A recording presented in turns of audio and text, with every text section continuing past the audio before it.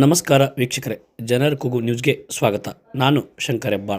ವಾರ್ತೆಗಳ ವಿವರ. ಮುದ್ದೇಬಿಹಾಳ ಪಟ್ಟಣದ ಸಾರಿಗೆ ಘಟಕದಲ್ಲಿ ಶೌಚಾಲಯ ನಿರ್ಮಾಣ ಹಾಗೂ ನಿಲ್ದಾಣದ ಆವರಣದಲ್ಲಿ ಕಾಂಕ್ರೀಟ್ ದುರಸ್ತಿಗೆ 40 ಲಕ್ಷ ರೂಪಾಯಿ ಅನುದಾನದಲ್ಲಿ ಕಾಮಗಾರಿ ಕೈಗೊಳ್ಳಲಾಗುವುದು ಎಂದು ಕೆಕೆಆರ್ಟಿಸಿ ವ್ಯವಸ್ಥಾಪಕ ನಿರ್ದೇಶಕಿ ಬಿ ಸುಶೀಲಾ ಹೇಳಿದರು. ಪ್ರಸ್ತಾವನೆಯನ್ನು ಸಿದ್ಧಪಡಿಸಿ ಕಳಿಸಿದ್ರು ಹಿಂದಿನ MD ಅವರಿದ್ದಾಗ. ಇವಾಗ ಅದೇನಾಯಿತು, 2 ಕೋಟಿ ರೂಪಾಯಿ ವೆಚ್ಚದಲ್ಲಿ ಮಾಡಿ ಕೊಟ್ಟಿದ್ದೀವಿ ಇದನ್ನು. ಸೊ 2 ಕೋಟಿನಲ್ಲಿ ಓನ್ಲಿ ನಾವು ಟಾಯ್ಲೆಟ್ ಬ್ಲಾಕ್ ಒಂದೊಂದು ಬಸ್ ಡಿಪೋಕ್ ಮಾಡಿದ್ರೆ ಅಷ್ಟು ನಮ್ಮ ಕಡೆ ಅನುದಾನ ಇಲ್ಲ. ಸೊ ಹಾಗಾಗಿ ನಮ್ಮಲ್ಲಿ ಆಲ್ರೆಡಿ ಏನು ARF ನಲ್ಲಿ ನಮಗೆ ಅನುಕೂಲ ಇದೆ ಮಾಡ್ಕೊಳ್ಳಕ್ಕೆ, ಅದರಲ್ಲಿ ಮಾತ್ರ 40 lakhs ಅಲ್ಲಿ ಪ್ಲಾನ್ ಮಾಡಿದೀವಿ. Based on the requirement tender ಕರೆದಿದ್ದೀವಿ, ವರ್ಕ್ ಆರ್ಡರ್ ಕೊಟ್ಟಾಗಿದೆ. 1-2 days ಅಲ್ಲಿ ವರ್ಕ್ ಸ್ಟಾರ್ಟ್ ಮಾಡಿ. ಇದು ಶೌಚಾಗೃಹ ನಿರ್ಮಿಸಲಿಕ್ಕೆ ಸಂಬಂಧಪಟ್ಟಂಗೆ ಕಾಂಕ್ರೀಟಿಂಗ್ ಇದೆ. ಕಾಂಕ್ರೀಟ್ ಇಷ್ಟು ಅಮೌಂಟ್ ನಲ್ಲೆಲ್ಲ ಆಗುತ್ತೆ ಮ್ಯಾಮ್? ಇಲ್ಲ, ಆಸ್ಫಾಲ್ಟಿಂಗ್ ಹೊಸ ಬಸ್ಗಳನ್ನು ನಮ್ಮ ಡಿಪೋ ಕೊಡಬೇಕು ಅನ್ನುವಂಥ ಬೇಡಿಕೆ ಇದೆ ಮ್ಯಾಮ್. ಇತ್ತೀಚೆಗೆ 70 ಬಸ್ಗಳನ್ನು ಜಿಲ್ಲೆಯಲ್ಲಿ ಉದ್ಘಾಟನೆ ಮಾಡಿದ್ರಿ. 102 ನಗರ ಸಾರಿಗೆ, ಎಲ್ಲ ಕಲ್ಯಾಣ ಕರ್ನಾಟಕ ರಸ್ತೆ ಸಾರಿಗೆ ನಿಗಮಕ್ಕೆ ಸಂಬಂಧಿಸಿರುವಂತೆ ಎಲ್ಲ ಜಿಲ್ಲೆಗೆ ಸಂಬಂಧಿಸಿರೋದು ಇಲ್ಲಿ ಉದ್ಘಾಟನಾ ಕಾರ್ಯಕ್ರಮ ಮಾಡಿದ್ವಿ. ಮತ್ತೆ ಇಲ್ಲಿ ಜಿಲ್ಲೆಗೆ ನಾವು 25 ಬಸ್ಗಳು ಕೊಟ್ಟಿದ್ದೀವಿ. ಅದಕ್ಕಿಂತ ಪೂರ್ವದಲ್ಲಿ 2 ಟ್ರಯಲ್ ಅಂಡ್ ಆಪರೇಷನ್ಗೆ ಕೊಟ್ಟಿರ್ತಕ್ಕಂಥದ್ದು. ಒಟ್ಟಾರೆ 27 ಬಸ್ ಬಿಜಾಪುರಿಗೆ ಕೊಟ್ಟಿದ್ದೀವಿ. ಉಳಿದ ಬಸ್ಗಳು ಉಳಿದ ಜಿಲ್ಲೆಗಳಿಗೆ ನಾವು ಹಂಚಿಕೆಯನ್ನು ಮಾಡಿದ್ದೀವಿ. ಸೊ ಈಗ ಬಸ್ಗಳ ಬೇಡಿಕೆ ಎಲ್ಲ ಜಿಲ್ಲೆಗಳಲ್ಲಿನೂ ಇದೆ. ಸೊ ಈಗಾಗಲೇ ನಾವು 400 ಬಸ್ಗಳಿಗೆ ಟೆಂಡರ್ ಕರೆದಿದ್ದೀವಿ. ಟೆಂಡರ್ ಪ್ರಕ್ರಿಯೆ ಜಾರಿಯಲ್ಲಿದೆ. ಸೊ ಟೆಂಡರ್ ಸಕ್ಸಸ್ಫುಲ್ ಆಗಿ ಬಸ್ಗಳು ಬಂದ ನಂತರ ನಾವು ಮತ್ತೆ ಜಿಲ್ಲೆಗಳಿಗೆ ಹಂಚಿಕೆ ಮಾಡ್ತೀವಿ. ವಿಜಯಪುರ ಜಿಲ್ಲೆಗಂತ ಎಲ್ಲ ತಾಲೂಕು ಕೇಂದ್ರ ಬಸ್ ನಿಲ್ದಾಣ ಹೈಟೆಕ್ ಆಗಿದೆ. ಇನ್ನೂ ಮುದ್ದೇಬೇಳ ಬಸ್ ನಿಲ್ದಾಣ ಅದೇ ಹಳೆ ಮಾಡೆಲ್ನಲ್ಲೇ ಇದೆ. ಇದನ್ನು ಉನ್ನತೀಕರಿಸೋದು ಯಾವಾಗ ಅಂತ ನಾವು ಹಂತವಾಗಿ ಒಂದೊಂದು ನಾವು ಅನುದಾನದ ಅವೈಲಬಿಲಿಟಿ ಮೇಲೆ ನಾವು ತಗೊಳ್ತಾ ಇದ್ದೀವಿ. ಇದನ್ನು ಸಹ ನಾವು ಗಮನದಲ್ಲಿ ಇಟ್ಟುಕೊಂಡು ಅನುದಾನ ಲಭ್ಯತೆಗೆ ಅನುಗುಣವಾಗಿ ನಾವು ತಗೊಳ್ತೀವಿ. ಈ ಡಿಪೋ ಒಂದು ಮತ್ತೆ ನಿಲ್ದಾಣ ಒಂದು ಕಡೆ ಮಾಡ್ತಾರಂತ ಇತ್ತು. ಅದ್ರ ಬಗ್ಗೆ ಜಾಗ ಗುರುತಿಸಿದ್ರು, ಒಂದು ಕಡೆ ಜಾಗ ಏನೋ ಗುರುತಿಸಿದ್ರು. ಅದ್ರ ಬಗ್ಗೆ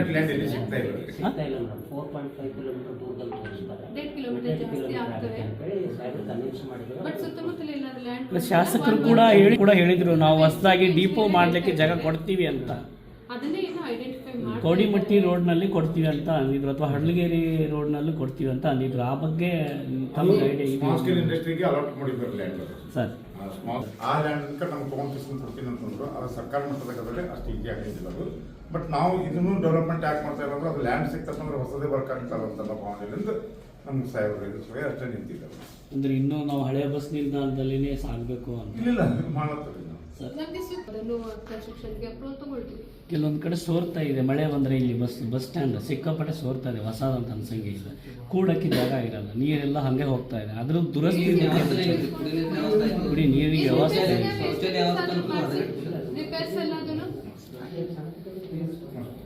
ಅಲ್ಲ, ಎಸ್ಟಿಮೇಟ್ಸ್ ಆದ್ರೂ ಮಾಡಿ ಕಳಿಸಿ. ಏನೇನು ಅವಶ್ಯಕತೆ, basic facilities, only for basic facilities. ಇನ್ನೊಂದು ನೈಟ್ ಶಿಫ್ಟ್ ಇರುವಂಥ ಬಸ್ಗಳು ಬಂದಾಗಿದೆ. ಈ ಸೋಲಾಪುರ ಆಯಿತು, ಮುಂಬೈ ಆಯಿತು, ಆ ರೂಟ್ಗಳಲ್ಲಿ ಬಸ್ ಹೋಗ್ತಾ ಇದೆ. ಪುನಃ ಆ ಬಸ್ಗಳು ಆರಂಭಿಸಿದ್ರೆ ಅನುಕೂಲ ಅನ್ನುವಂಥದ್ದು. ಸೋಲಾಪುರ, ಮುಂಬೈ, ಪುಣೆನ ರಾಯಚೂರು ಅಂದ್ರೆ ಮೇಡಮ್. ಮತ್ತೆ ಸರ್ ಅಂದರು ಆಗಲೇ, ನಾವು ಬೆಂಗಳೂರು ಬಸ್ ಬಿಟ್ಟರೆ ನೀವು ಪ್ರಯಾಣಿಕ ಯಾರು ಹತ್ತೀರಿ ಅಂತ. ನೀವು ಅತ್ಯಧಿಕ ಸೌಲಭ್ಯ ಇರುವಂಥ ಒಂದು ದೊಡ್ಡ ಬಸ್ ಕೊಟ್ಟರೆ ಜನ ಬಂದು ಟಿಕೆಟ್ ಬುಕ್ ಮಾಡಿ ಹೋಗ್ತಾರೆ. ನೀವು ಅದೇ ನಾರ್ಮಲ್ ಸಾರಿಗೆನೇ ಕೊಟ್ಟರೆ ಹತ್ತೋದಿಲ್ಲ, ಕೂತು ಹೋಗ್ಬೇಕಂದ್ರೆ ಕಷ್ಟ.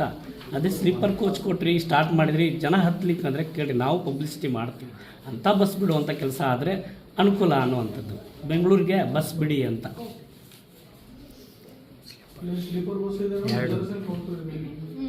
ಬಟ್ ಅವ್ರು ನಾರ್ಮಲ್ ಸ್ವಲ್ಪ ಒಳ್ಳೆ ಸ್ಲೀಪರ್ ಕೊಡಿ ಅಂತ ಸರಿ. ಎಂಥದ್ದು ಇರ್ತದೆ ಬಸ್ ಅಂದ್ರೆ ದೂರ ಹೇಳ್ತಾರೆ ಪ್ರಯಾಣಿಕರು. ಸೊಳ್ಳೆ ಬತ್ತಿ ಹಚ್ಕೊಂಡು ಹೋಗ್ಬೇಕು ನಿಮ್ಮ ಬಸ್ನಲ್ಲಿ, ಅಂಥದ್ದು ಇರ್ತದೆ ಅಂತ ಹೇಳ್ತಾರೆ. ಅದು ಇದು ಇರೋ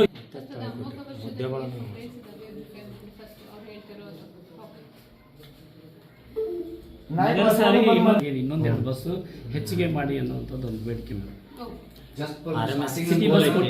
ಹೊಸ ಬಸ್ ಬೇಕಾಗಿತ್ತು ಓಪನಿಂಗ್ ಮಾಡ್ಬೇಕಂತ ನಮ್ಮ MLA ಸಾಹೇಬರು ನಮ್ಮ ಹೊಸ ಗಾಡಿನ ಕೊಡ್ರಿ ಡಿಮ್ಯಾಂಡ್ ಇಟ್ಟಿದ್ದು ಡಿಪೋಕನೈಸರ್. ಇಲ್ಲ ಸದ್ಯಕ್ಕೆ ಸ್ಟಾರ್ಟ್ ಮಾಡಿ ಟೆಂಡರ್ ಸಕ್ಸಸ್ಫುಲ್ ಆಗಬೇಕು. ಆಗಿದೆ ಅಂದರೆ ನೆಕ್ಸ್ಟ್ 3 to 4 months ಅಲ್ಲಿ ಅಂತ ಅವ್ರು ವರ್ಕ್ ಆರ್ಡರ್ ಕೊಟ್ಟಿದ ನಂತರ 3-4 months ತಗೊಳ್ತಾರೆ ಅವರು. So it takes time. But tender ಅಂತೂ ಆಕ್ಟಿವ್ ಇದೆ. ಸೊ ಮೇ ಬಿ 4-5 months ಆದ ನಂತರ ಬರ್ಬೋದು. ಅವಾಗ ಬಂದಾಗ ನಾವು ಜಿಲ್ಲೆನಲ್ಲಿ ಎಲ್ಲರಿಗೂ ಕೊಡ್ತೀವಿ. ಎಲ್ಲ ಜಿಲ್ಲೆ KRTC ವ್ಯಾಪ್ತಿನಲ್ಲಿ ಬರುವ ಜಿಲ್ಲೆಗಳಿಗೆ ಹಂಚ್ಕೊಡ್ತೀವಿ. ಮುದ್ದೇಬಿಹಾಳ ಪಟ್ಟಣದ ಸಾರಿಗೆ ಘಟಕಕ್ಕೆ ಶುಕ್ರವಾರ ಭೇಟಿ ನೀಡಿದ್ದ ಅವರು ತಮ್ಮನ್ನು ಭೇಟಿಯಾದ ಸುದ್ದಿಗಾರರೊಂದಿಗೆ ಮಾತನಾಡಿದರು. ನಿಗಮದಲ್ಲಿ ಲಭ್ಯ ಅನುದಾನದಲ್ಲಿ ಘಟಕದ ಮೂಲಭೂತ ಸೌಕರ್ಯಗಳನ್ನು ಒದಗಿಸಲು ಕ್ರಮ ಜರುಗಿಸಲಾಗುತ್ತದೆ ಎಂದು ಅವರು ಹೇಳಿದರು. ಇದೇ ವೇಳೆ ಮುದ್ದೇಬಿಹಾಳ ಸಾರಿಗೆ ಘಟಕಕ್ಕೆ ಹೊಸ ಬಸ್ಗಳನ್ನು ನೀಡುವಂತೆ ಪ್ರಸ್ತಾವನೆಯನ್ನು ಸಲ್ಲಿಸಲಾಗಿದೆ. ಸೋಲಾಪುರ್, ಪುಣೆ, ವಾಸ್ಕೋ ಮಾರ್ಗದಲ್ಲಿ ರಾತ್ರಿ ಸಂಚರಿಸುತ್ತಿದ್ದ ಸೌಲಭ್ಯಗಳನ್ನು ಸ್ಥಗಿತಗೊಳಿಸಲಾಗಿದ್ದು, ಆ ಬಗ್ಗೆ ಪರಿಶೀಲಿಸಿ ಮತ್ತೆ ಪುನರಾರಂಭಿಸುವ ಕುರಿತು ಕ್ರಮ ಕೈಗೊಳ್ಳಲಾಗುವುದು ಎಂದು MD ಅವರು ಸುದ್ದಿಗಾರರ ಪ್ರಶ್ನೆಗಳಿಗೆ ಉತ್ತರ ನೀಡಿದರು. ಇದೇ ವೇಳೆ ಗ್ಯಾರಂಟಿ ಸಮಿತಿ ಉಪಾಧ್ಯಕ್ಷ ಲಕ್ಷ್ಮಣ್ ಲಮಾನಿ, ಸದಸ್ಯರಾದ ಸಂಗಣ್ಣ ಮೇಲಿನಮನಿ, ಬುಡ್ಡೆ ಸಾಬ್ ಚಪ್ಪರ್ ಬಂದ್ ಮಾತನಾಡಿ, ಘಟಕದಲ್ಲಿ ಸ್ವಚ್ಛತೆ ಕಾಪಾಡಬೇಕು, ನಗರ ಸಾರಿಗೆ ಬಸ್ಗಳ ಸಂಖ್ಯೆ ಹೆಚ್ಚಿಸಬೇಕು, ಬಸ್ ನಿಲ್ದಾಣವನ್ನು ಮೇಲ್ದರ್ಜೆಗೇರಿಸಬೇಕು ಎಂದು ಒತ್ತಾಯಿಸಿದರು. KKRTC AEE ಮಲ್ಲಿಕಾರ್ಜುನ್ ಬೇರಾದಾರ್, ಪ್ರಭಾರಿ ಮುಖ್ಯ ಅಭಿಯಂತರ ಚನ್ನನ ಬೋರಯ್ಯ, ವಿಭಾಗೀಯ ನಿಯಂತ್ರಣಾಧಿಕಾರಿ ನಾರಾಯಣಪ್ಪ ಹಿರೇಕುರ್ಬರ್, ಘಟಕ ವ್ಯವಸ್ಥಾಪಕ ಅಶೋಕ್ ಭೋವಿ ಮೊದಲಾದವರು ಇದ್ದರು. ಇದೇ ವೇಳೆ ಅಧಿಕಾರಿಗಳಿಗೆ ತರಾಟೆಗೆ ತೆಗೆದುಕೊಂಡ MD ಅವರು ಮಹಿಳೆಯರ ವಿಶ್ರಾಂತಿ ಕೊಠಡಿಯಲ್ಲಿ ಮೂಲಸೌಕರ್ಯ ಕಲ್ಪಿಸದೇ ಇರುವುದನ್ನು ತರಾಟೆಗೆ ತೆಗೆದುಕೊಂಡರು. ಕೂಡಲೇ ಒಂದು ಕೊಠಡಿಯಲ್ಲಿ ಹಾಲುಣಿಸುವ ಸೌಕರ್ಯಗಳಿಗೆ ಸಂಬಂಧಪಟ್ಟಂತೆ ಆಸನ ವ್ಯವಸ್ಥೆ ಇಲ್ಲದಿರುವುದರ ಬಗ್ಗೆ ಅಸಮಾಧಾನ ವ್ಯಕ್ತಪಡಿಸಿದರು.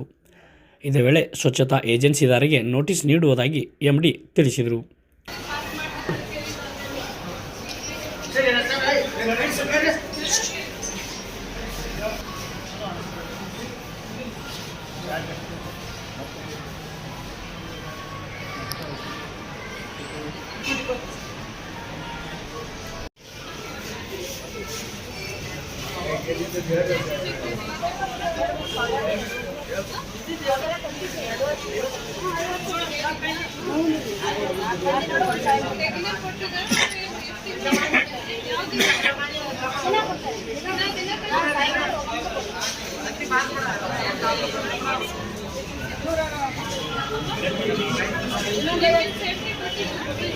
ಏನು ಸೇಫ್ಟಿ ಇಲ್ರಿ ಅವ್ರು.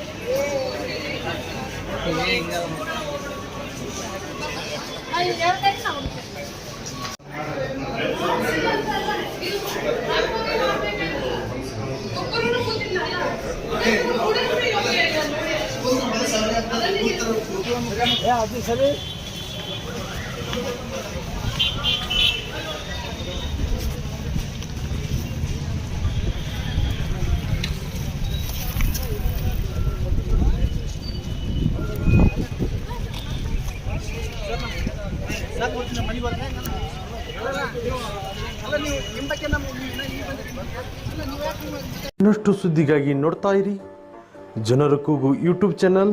ಇದು ನಿಮ್ಮದೇ ಧ್ವನಿ. ಸಬ್ಸ್ಕ್ರೈಬ್ ಮಾಡಲು ಮರೆಯಬೇಡಿ.